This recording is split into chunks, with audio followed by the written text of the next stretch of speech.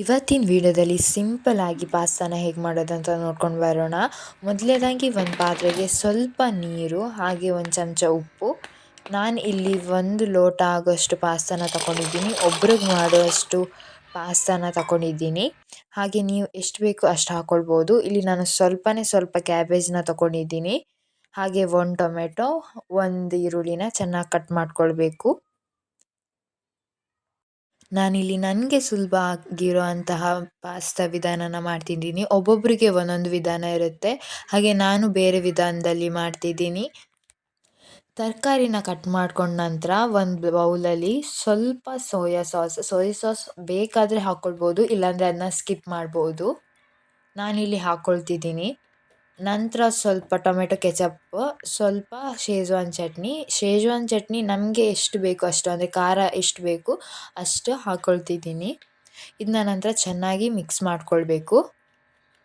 Soya ಸಾಸ್ನ ಹಾಕ್ಕೊಳ್ಳುವಾಗ ಸ್ವಲ್ಪ ನೋಡ್ಕೊಂಡು ಹಾಕ್ಕೊಳ್ಳಿ, ಯಾಕಂದರೆ ಅದರಲ್ಲಿ ಆಲ್ರೆಡಿ ಸಾಲ್ಟಿನೆಸ್ ಇರೋದ್ರಿಂದ ಮತ್ತೆ ಪುನಃ ನಾವು ಹಾಕೋ ಪೌಡರಲ್ಲಿ ಇನ್ನೂ ಸಾಲ್ಟ್ ಇದ್ದರೆ ಪಾಸ್ತಾ ತುಂಬ ಸಾಲ್ಟಿ ಆಗಿ ಹೋಗುತ್ತೆ.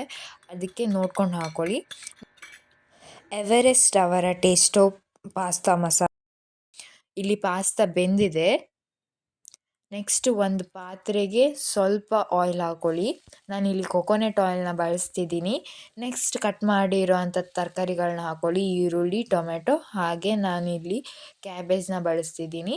ನೆಕ್ಸ್ಟ್ ಇದಕ್ಕೆ 1 ಸ್ಪೂನ್ ಆಗುವಷ್ಟು ಉಪ್ಪು ಹಾಕ್ಕೊಂಡು ಚೆನ್ನಾಗಿ ಮಿಕ್ಸ್ ಮಾಡ್ಕೊಳ್ಳಿ. ನೀವು ರುಚಿಗೆ ತಕ್ಕಷ್ಟು ಉಪ್ಪನ್ನ ಹಾಕ್ಕೊಳ್ಳಿ. ಹಾಗೆ ನಾನಿಲ್ಲಿ ಸ್ವಲ್ಪನೇ ತರಕಾರಿ ಯೂಸ್ ಮಾಡಿದ್ದೀನಿ. ನೀವು ಬೇಕಾದರೆ ಇನ್ನೂ ಜಾಸ್ತಿ ತರಕಾರಿ ಯೂಸ್ ಮಾಡ್ಬೋದು. ನೆಕ್ಸ್ಟ್ ಇಲ್ಲಿ ಕೋಲ್ಡ್ ವಾಟರಲ್ಲಿ ವಾಶ್ ಮಾಡಿರೋಂಥ ಪಾಸ್ತಾಕ್ಕೆ ಸ್ವಲ್ಪ ಕೊಕೊನೆಟ್ ಆಯಿಲ್ ಹಾಕಿ ಮಿಕ್ಸ್ ಮಾಡ್ಕೊಳ್ತಿದ್ದೀನಿ. ಯಾಕಂದರೆ ಅದು ಮಸಾಲೆನ ತುಂಬ ಚೆನ್ನಾಗಿ ಹಿಡಿಯುತ್ತೆ ನೆಕ್ಸ್ಟ್ ಮಸಾಲೆ ಹಾಕ್ಕೊಂಡು ಮಿಕ್ಸ್ ಮಾಡುವಾಗ, ಅದಕ್ಕೆ. ನೆಕ್ಸ್ಟ್ ಇಲ್ಲಿ 1 ಚಮಚ ಅರಿಶಿನ ಪೌಡರ್ನ ಹಾಕ್ತಿದ್ದೀನಿ. ಇದನ್ನೂ ಕೂಡ ಚೆನ್ನಾಗಿ ಮಿಕ್ಸ್ ಮಾಡ್ಕೊಳ್ಳಿ. ಚೆನ್ನಾಗಿ ತರಕಾರಿ ಬೆಂದ ನಂತರ ಆಗ ಮಿಕ್ಸ್ ಮಾಡಿರೋ ಅಂತಹ ಸಾಸ್ನ ಇದಕ್ಕೆ ಹಾಕ್ಕೊಂಡು ಮಿಕ್ಸ್ ಮಾಡ್ಕೊಳ್ಳಿ. ಅದಾದ ನಂತರ ಎವರೆಸ್ಟ್ ಪಾಸ್ತಾ ಮಸಾಲ ಮಿಕ್ಸ್ ಸ್ಪೈಸಸ್ನ ಹಾಕ್ಕೊಂಡು ಚೆನ್ನಾಗಿ ಮಿಕ್ಸ್ ಮಾಡ್ಕೊಳ್ಳಿ. ಅದರಲ್ಲಿ ತುಂಬ ಸಾಲ್ಟ್ ಇದೆ, ನೋಡ್ಕೊಂಡು ಹಾಕ್ಕೊಳ್ಳಿ. ಹಾಗೆ ಯಾರಿಗೆ ಸ್ಪೈಸಿ ತುಂಬ ಇಷ್ಟ ಅವರು 1 ಚಮಚ ಖಾರದ ಹುಡಿನೂ ಹಾಕ್ಕೊಳ್ಬೋದು.